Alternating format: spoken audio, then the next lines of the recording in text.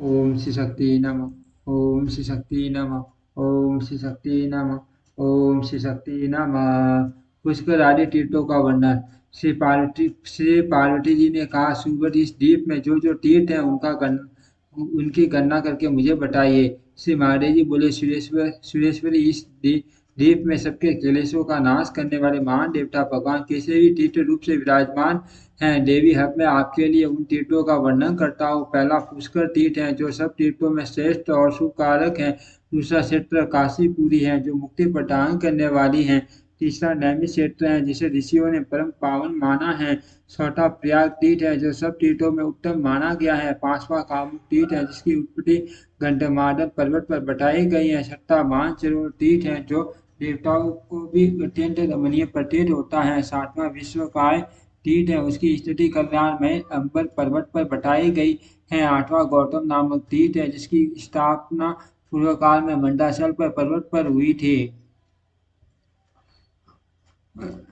नवा मंडोदकट और दसवां रथचक्र तीर्थ है। 11वां कान्यकुब्ज तीर्थ है, जहाँ भगवान वामन विराज रहे हैं। 12वां मल्यज तीर्थ है। इसके बाद कुब्जा मर्क विश्वेश्वर गिरिकन केदार और गतिदायक तीर्थ है।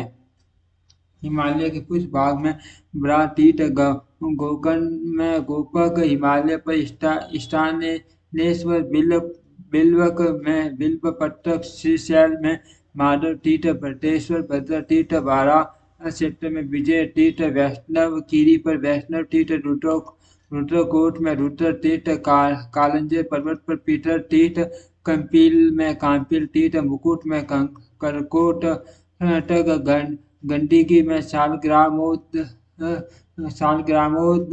भव तीर्थ, नर्मदा में शिव तीर्थ, मायापुरी में विश्वरूप तीर्थ, उट कैलाश में शस्त्राक्ष तीर्थ, रैवत तक पर्वत झाड़ तीर्थ, गया में पीटर तीर्थ और विष्णु पादोद भव तीर्थ, विपाशा व्यास में विपाप, पुंड्र वड में पाटल, सुपार्श्व में नारायण, त्रिकूट में विष्णु मंदिर, विपुल बलियाचल में कल्याण, कुटी तीर्थ में कौरव, गंधमादन में सुगंध, कुब्जा कुंभ में तीसंदेय, गंगा द्वार में हरिप्रिय, विद्यन प्रदेश में शैल तीर्थ, बद्रिकाश्रम में शुभ सारस्वत तीर्थ, कालिंदी में काल रूप पर्वत पर शाहक और चंद्र प्रदेश में चंद्र तीर्थ है।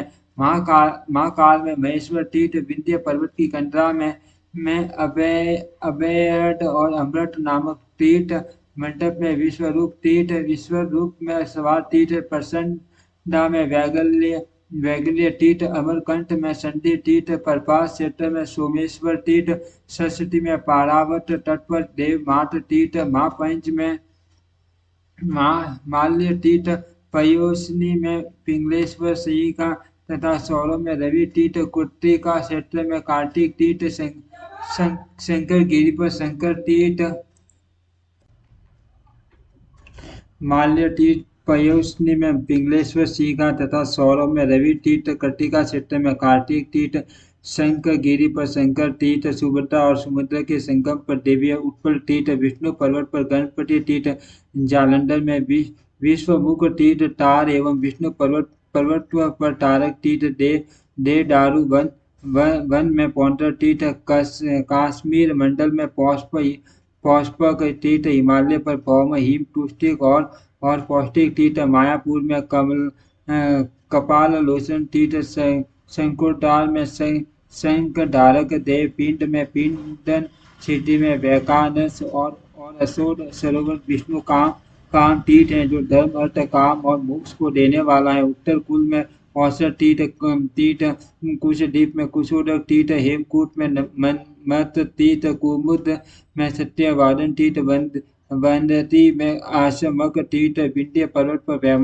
व्यमाटक तीर्थ और शीत में ब्रह्म तीर्थ हैं, जो सब तीर्थों में पावन माना गया है। सुंदरी, इस सब तीर्थों में उत्तम तीर्थों का वर्णन सुनो।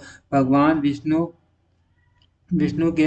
विष्णु के नाम की क्षमता करने वाला कोई तीर्थ न तो हुआ है और न होगा। भगवान केशव की कृपा से उनका नाम लेने मात्र से ब्रह्म हत्या, सुरन चुराने वाला, बाल घाटी और गो हत्या करने वाला पुरुष भी पाप मुक्त हो जाता है। कलयुग में द्वारकापुरी परम रमणीय है और वहाँ के देवता भगवान श्री कृष्ण परम धन्य है। जो मनुष्य वहाँ पर जाकर उनका दर्शन करते हैं उन्हें अविचल मुक्ति प्राप्त होती है। माँ देवी ऐसे परम धन्य देवता सर्वेश्वर प्रभु श्री विष्णु भगवान का मैं निरंतर चिंतन करता हूँ। इस प्रकार यहाँ अनेक तीर्थों का नामोल्लेख किया गया है। जो इनका जप करता है अथवा इन्हें सुनता है वह सब पापों से मुक्त हो जाता है। जो इन तीर्थों में स्नान करके पापाहारी भगवान नारायण का दर्शन करता है वह सब पापों से मुक्त हो भगवान विष्णु के सनातन धाम को जाता है।